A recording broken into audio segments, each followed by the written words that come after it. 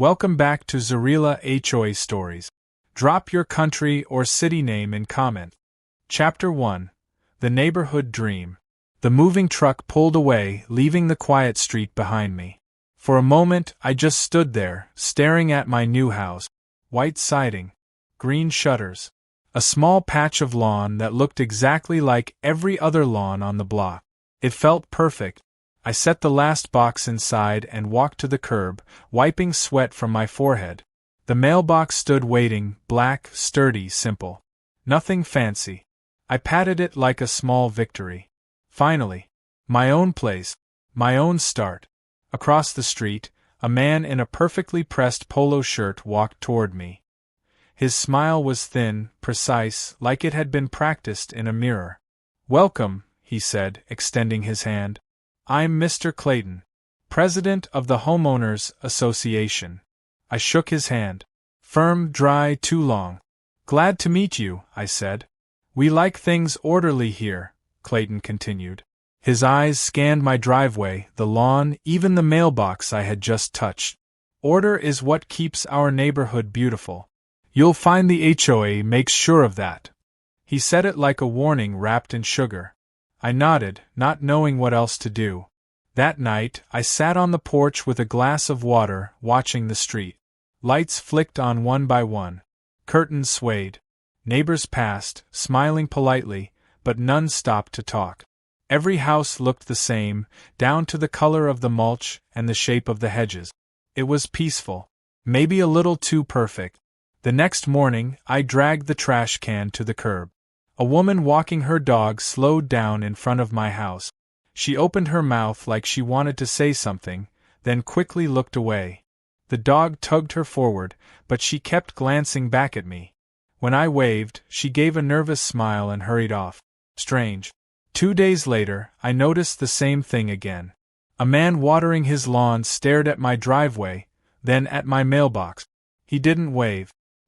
He just shook his head, muttered something under his breath, and turned away. I frowned, looking at the mailbox. Nothing was wrong with it. Not a scratch, not a dent. Just a simple black mailbox standing straight and strong. Still, something about the way people looked at it, or at me, made my stomach twist. That evening, I saw Mr. Clayton again. He was walking with a clipboard, knocking on doors, jotting down notes. Every time he left a house, the curtain twitched, and a nervous face peeked out after him. When he reached my house, I straightened up. "Everything all right?" I asked. "Routine check," he said smoothly, scribbling something on his clipboard. His eyes slid toward the mailbox again. His lips curved, but the smile didn't reach his eyes. "You'll hear from us soon." He walked away before I could answer. The words stuck in my head long after the sun went down. "You'll hear from us soon." I couldn't shake the feeling that the perfect neighborhood wasn't perfect at all. It was controlled, watched, judged. And my mailbox, the one thing I hadn't even thought twice about, had caught Clayton's eye. The next morning, as I opened the door to grab the newspaper, I froze. An envelope sat inside my mailbox. Crisp, white, stamped with the letters. HOA Notice of Violation. My hands tightened around the paper before I even tore it open. What could they possibly want already? Chapter 2. The Violation Notice. The paper shook in my hands as I tore it open. Notice of violation. Reason: non-compliant mailbox. Fine, $150 due immediately. I read it twice, then a third time. Non-compliant? I stepped outside, staring at the black metal mailbox by the curb. Strong, straight, clean. Exactly like the others on the street. "What's wrong with you?" I muttered at it, as if the box might answer. I spotted the woman with the dog again, the same one who had tried to speak to me before.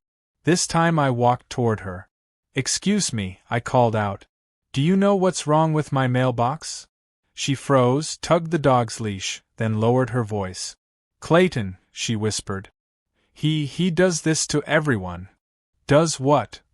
Her eyes darted up and down the street. Every house looked calm, but I noticed blinds shifting. People were watching.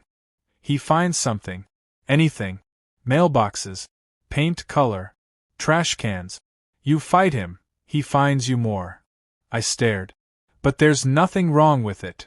She gave me a sad smile. That doesn't matter here. The dog pulled again, and she hurried away before I could ask more. I stormed back to the house, clutching the letter. My phone buzzed, a number I didn't recognize. Against my better judgment, I answered. Hello? Mr. Williams?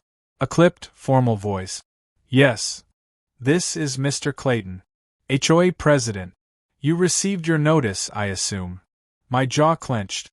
Yes, and I don't understand it. Understand this. Rules maintain order. Your mailbox does not meet the required design standard. It looks the same as everyone else's. A pause. His voice dropped lower, colder. You may think so, but the board disagrees. Payment is due within 10 days. Failure will result in additional fines. Click. The line went dead. That night, I walked the block, studying every mailbox. Black metal. Red flag. Some rusted, some crooked. Mine was cleaner than most. When I got back, my neighbor, an older man mowing his lawn, stopped his machine. He leaned against it, sweat on his brow. Don't fight him, he said quietly. I turned. What? Clayton.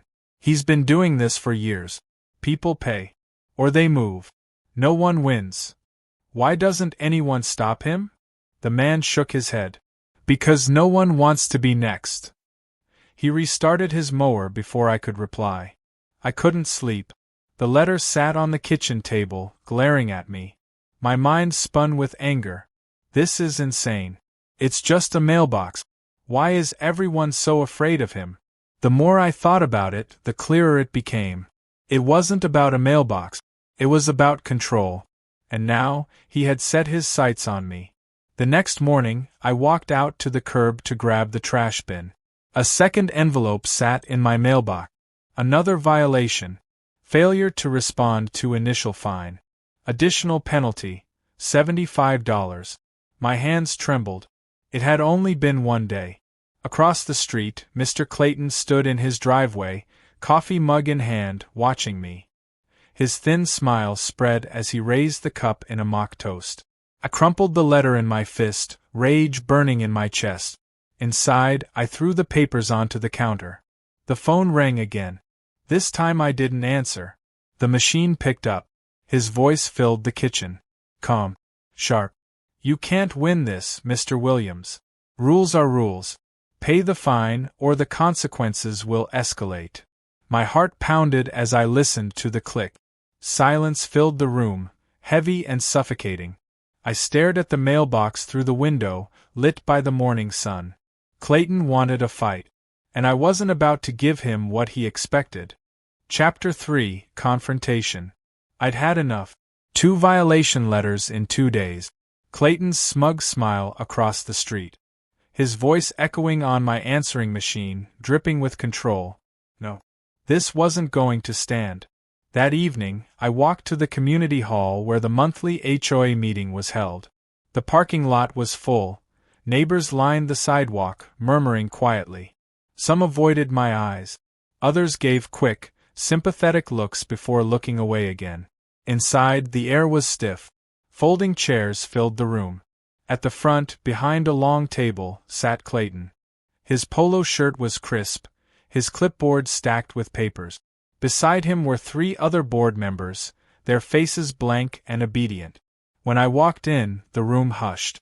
All eyes turned toward me. I didn't sit. I walked straight to the front. Mr. Clayton, I said, voice steady, we need to talk about this so-called violation. His smile was thin, rehearsed. We can certainly discuss it during open comment. Please take a seat until then. No, I said louder. We're discussing it now. A ripple went through the crowd. Clayton folded his hands, pretending patience. Your mailbox does not comply with HOA standard. That is the end of it. I leaned forward. My mailbox is identical to the others on this street. Why are you singling me out? He tilted his head, eyes narrowing. It may appear similar, but the paint, the finish, even the mounting. Show me the rule, I snapped. Show me where it says my mailbox is wrong. Gasps from the back row. Nobody ever challenged him directly. Clayton's smile vanished for the first time. His jaw tightened. He flipped through his clipboard, pulled out a paper, and slid it across the table. The rule was vague. All mailboxes must comply with community aesthetic standards, subject to board approval. That's not a rule, I said. That's your opinion. A murmur rose among the neighbors. Heads turned. Some nodded slightly, others shrank in fear. Clayton's voice grew sharp. This is not up for debate. Failure to comply will result in escalating fines, possible liens, and legal action. You're threatening me, I said. I'm enforcing order, he shot back. For a moment, silence. Then a voice from the crowd, he's right. His mailbox looks fine. Everyone turned. It was the woman with the dog. Her voice trembled, but she didn't back down. Clayton's glare snapped toward her. This is not your concern, Mrs. Lewis. Yes, it is, she said, louder this time. We all live here. We all pay fees. And we're all afraid of you. The room went still. Clayton slammed his hand on the table. Enough. This is my meeting. Order will be maintained. I stepped closer. You don't scare me, Clayton. If you think I'm paying for something I didn't do, you're mistaken. He stood. For the first time, we were eye to eye. You'll regret this, he said quietly, so only I could hear. I held his stare. We'll see. The meeting ended in chaos. Some neighbors rushed out. Others whispered in groups, stealing glances at me. Mrs. Lewis avoided my eyes but gave a small nod before leaving. Clayton packed his papers slowly, methodically. Before walking out, he looked back at me with a smile that chilled me to the bone. Expect another notice soon, he said. Later that night, I sat on my porch, fists clenched. Across the street, Clayton's porch light flicked on. He stood there, coffee mug in hand, staring. Not moving. Just staring. My phone buzzed on the table. An unknown number again. I didn't answer. The voicemail played automatically. His voice was calm, cold. You've made this difficult, Mr. Williams. Very difficult. The fines will continue until you learn. And trust me, you will learn. The message ended. I stared into the darkness, heart pounding. This wasn't just about a mailbox anymore. It was war. Chapter 4, The Decision. The next morning, I found another envelope in my mailbox. Violation. Failure to paint mailbox post to HOA standard. Additional fine, $100. I laughed, but it wasn't humor. It was sharp, bitter. My post was clean, freshly painted. I had done nothing wrong. Still, the number at the bottom of the letter climbed higher. I crumpled the paper in my hand and tossed it on the growing pile on the kitchen counter. My stomach churned. Every day, another fine. Every day, another threat. Clayton wanted me to break. That night, I sat at the kitchen table, staring at the papers. I thought about Mrs. Lewis, the woman who had spoken up. I thought about the older man with the mower who had warned me not to fight. Everyone here lived under his thumb. No one challenged him because he always won. But if I kept letting him win, then I was no different. I pushed back from the table, stood, and walked outside. The cool night air hit me like a slap. I stared at the mailbox. Just a simple box on a post. Harmless. Ordinary. Yet somehow the center of all this. I whispered under my breath. You want a mailbox war, Clayton? You've got one. The next day, I drove to the hardware store. My cart filled quickly. Wood, steel brackets, screws, paint, even tools I didn't fully know how to use yet. The cashier gave me a curious look. Big project? Yeah, I said. Something like that. When I got home, I backed the car into the garage and shut the door. The garage became my workshop. Blueprints sketched on scrap paper. Wood stacked along the wall. Tools laid out like weapons. Each night I worked. Hammering. Sawing. Sanding. Neighbors passed by on their evening walks, slowing near my driveway, tilting their heads at the noise behind the closed door. They couldn't see what I was building. Not yet.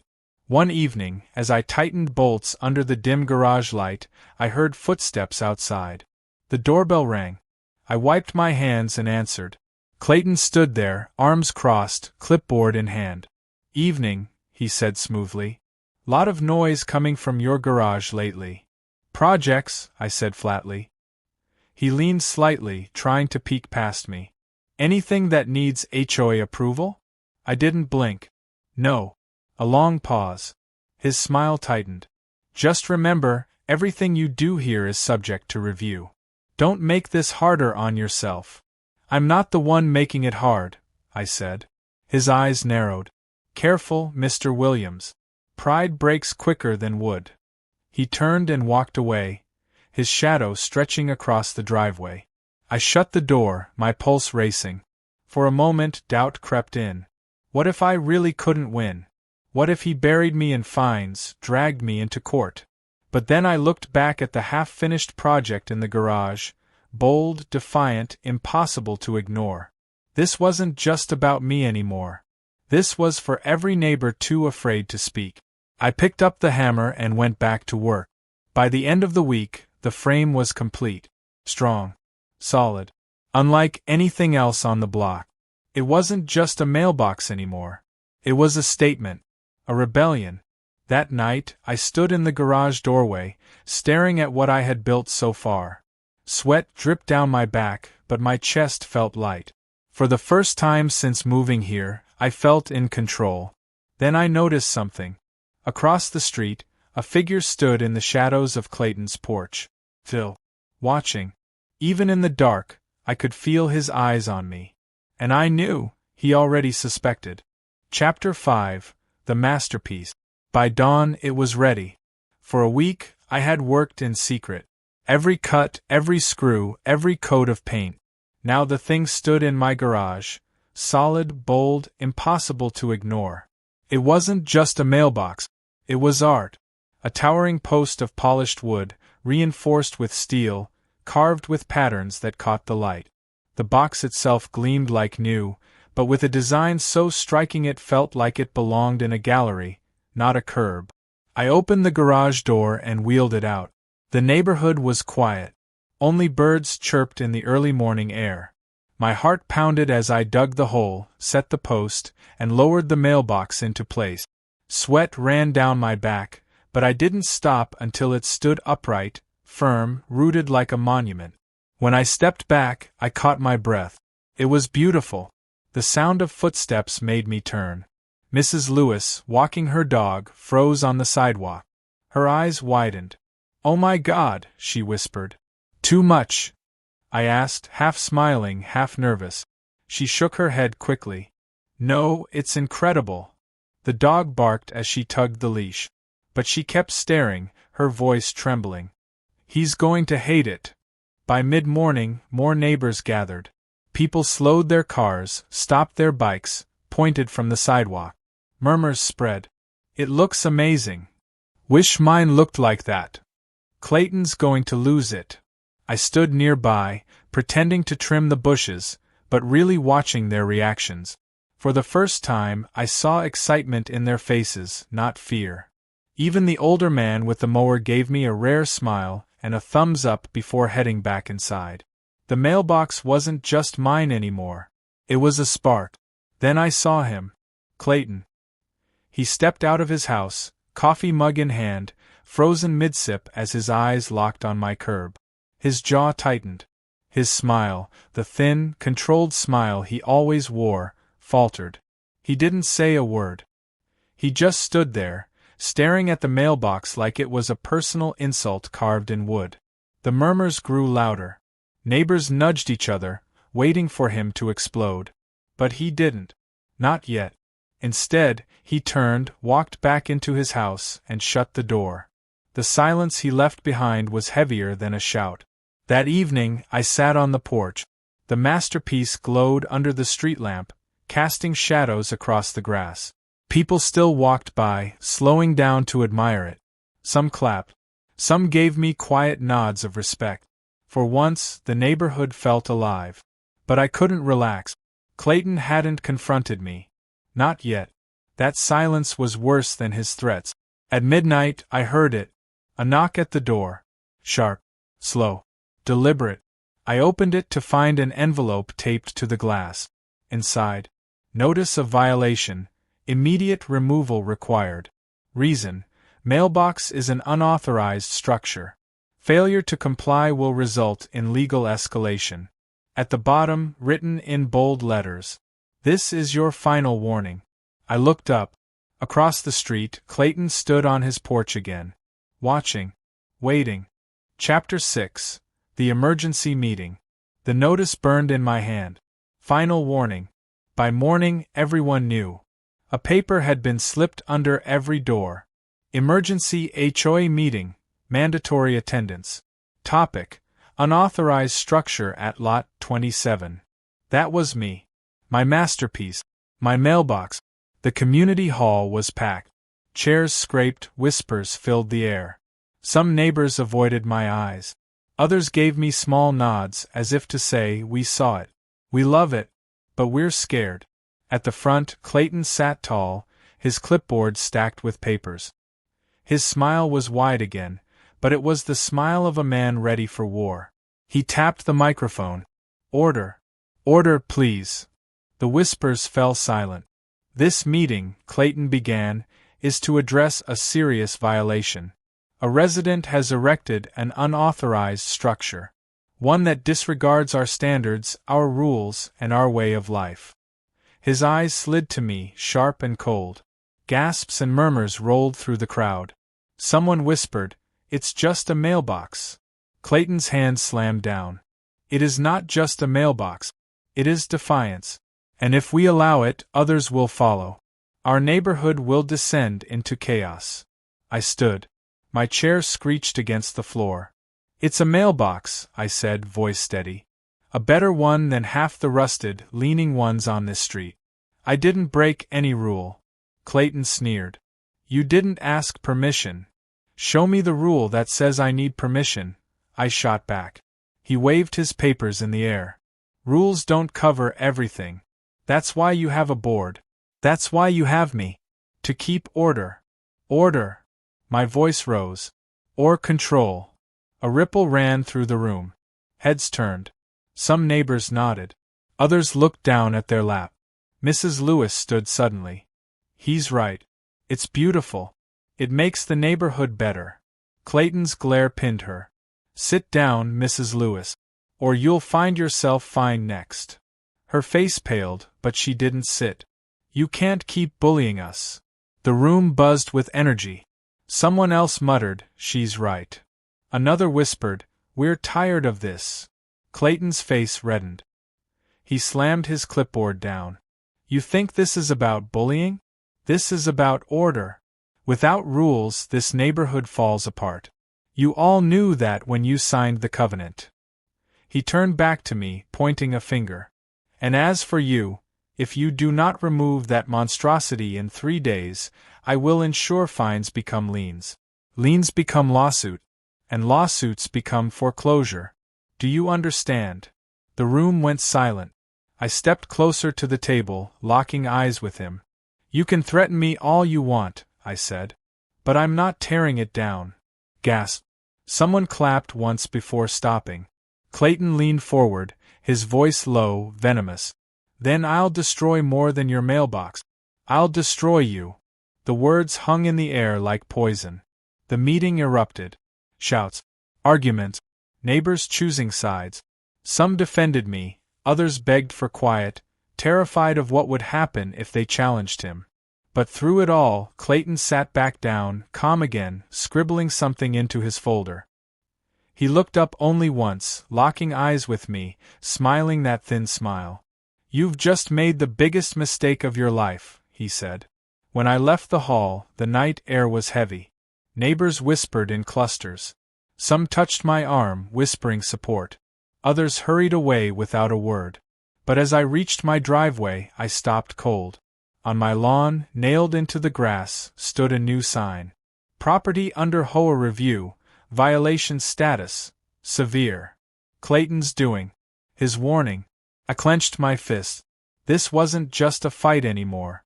It was war, and the whole neighborhood was watching. Chapter 7: The Uprising. The sign on my lawn felt like a brand. Every time I looked out the window, those bold black letters screamed at me: violation status, severe. Neighbors slowed as they walked past. Some shook their heads sadly. Others gave quick thumbs-ups when they thought no one was looking. Clayton wanted me humiliated. Instead, he had made me a target of attention. That evening, I heard a knock at my door. When I opened it, Mrs. Lewis stood there, her dog at her side. Her voice shook. "He's gone too far," she whispered. "You're not alone." Behind her, 2 more neighbors stepped out of the shadows. The older man with the mower. A younger couple I'd seen jogging every morning. The man spoke firmly. "We're tired of his fines, his threats, all of it. You stood up, and now so will we." I swallowed hard. For weeks, I'd felt like I was fighting alone. Now, maybe, that was changing. The next day, I woke to find something new. Notes slipped under my door. Dozens of them. "Thank you for standing up. We've been scared for too long. Don't stop. We're with you." One even read, "I'll speak at the next meeting. I don't care what happens." I gathered the papers, feeling a spark of hope. For the first time, Clayton wasn't just facing me. He was facing the whole neighborhood. That evening, I stepped outside to check the masterpiece mailbox. A voice called out, "It's incredible." I turned. The older man with the mower stood across the street. For weeks, he had avoided speaking too loudly. Now his voice carried strong. "I've lived here 15 years, he said. "He's fined me for grass too long. For a flower bed the wrong color. For leaving my car on the street overnight. We all just pay. We all stay quiet. But not anymore." Windows opened. Curtains shifted. People came out of their houses, one by one, listening. Mrs. Lewis called from her yard. "If he wants to tear it down, he'll have to tear us all down." A cheer rose, small at first, then louder. For the first time since I moved here, the neighborhood didn't feel silent. It felt alive. But the sound didn't last long. Because just then, Clayton's black SUV pulled into the street. He parked in the middle of the road, stepped out, and stared at the crowd. He didn't shout. He didn't argue. He only held up a thick folder. "This," he said calmly, "is every violation I've ever written. Every fee you've ever owed. Every record of your compliance, or lack of it. You think you're free? You think you can stand against me? Then watch what happens when I open this file." The crowd went silent. He waved the folder like a weapon. "You want rebellion? Fine. But you're about to pay more than you ever imagined." I clenched my fist. The people around me shifted nervously. The spark of rebellion flickered, threatened by his threat. But something in me hardened. "Show us then," I said. "Show us what you've been hiding." Clayton's smile froze. His eyes locked on mine. And slowly, deliberately, he opened the folder. Inside wasn't just violation notices. It was something else. Something that made his face pale before he quickly snapped it shut. The crowd saw it. They knew. He was hiding something. The neighbors began to murmur again, louder than before. Not with fear this time, but with anger. Mrs. Lewis stepped forward. "What's in there, Clayton?" The older man shouted, "Show us." The crowd swelled, voices rising, demanding answers. Clayton backed toward his SUV, clutching the folder to his chest. "You don't know what you're asking for," he hissed. But his eyes betrayed him. He was afraid. That night, the neighborhood buzzed with whispers. People weren't silent anymore. They were plotting, talking, ready to fight. And I knew one thing for certain: Clayton's power was crumbling. But I also knew, men like him don't fall quietly. And whatever was in that folder, it was the key. Chapter 8: The Twist. 4 days, the neighborhood felt different. People didn't hide anymore. Groups gathered on porches, whispering. Neighbors waved at me, openly now, as if my fight had become theirs. But under all the chatter, one question pulsed like a heartbeat. What was in Clayton's folder? On the morning of the next HOA meeting, I found another note under my door. No envelope, no name. Just one line, scrawled in shaky ink. Check the financials. He's been stealing from us. My chest tightened. Was this the secret? That evening, the hall was more crowded than ever. People stood along the walls, buzzing with energy. Clayton walked in late, folder under his arm, face stiff and pale. His usual confidence was cracked. He tapped the mic. Order. Order. But the room didn't fall silent. Whispers kept flowing. I stood. My voice carried. We all saw it. That folder. You've been hiding something from us. The crowd murmured agreement. Clayton's lips curled. Rumors. Lies. That's all this is. Then prove it, I shot back. Open the folder. His hand tightened around it. He shook his head. This board exists to maintain order, not to answer to mob rule. I don't need to explain myself. But before he could continue, Mrs. Lewis rose. You fine us for grass, for paint, for mailboxes, she said. You demand obedience. Yet you refuse to show us what you carry? No more. Others shouted, Show us. We have the right. The room thundered. Finally, with a scowl, Clayton slammed the folder onto the table and snapped it open. Papers spilled out. Spreadsheet. Bank statements. Receipt.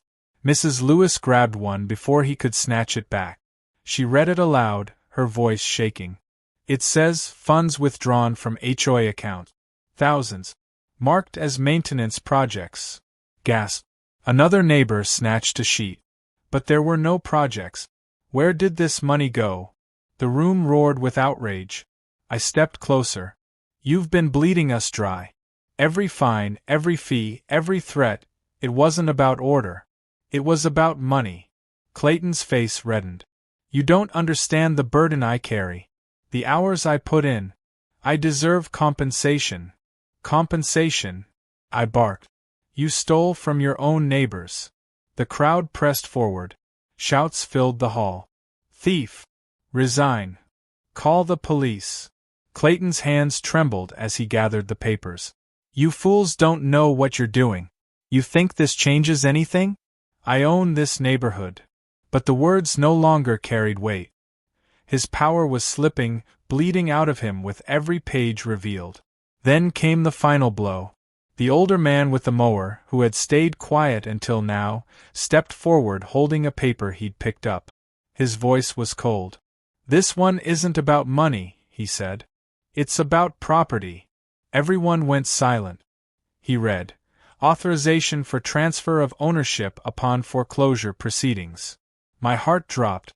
The man looked up at Clayton. You've been setting us up.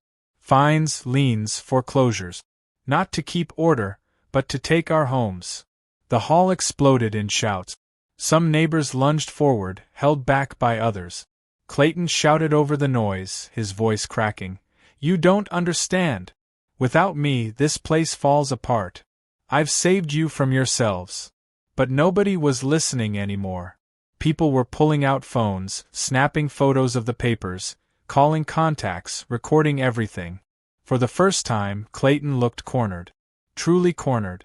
I locked eyes with him across the chaos. This ends tonight, I said. But deep inside, I knew it wouldn't be that simple. Men like Clayton don't surrender. They scheme. They strike back. And as security guards rushed into the room to break up the shouting, I caught a glimpse of Clayton's face. Not broken. Not defeated. Smiling. As if he still held one last card. If you like my video then make sure to like and subscribe my channel.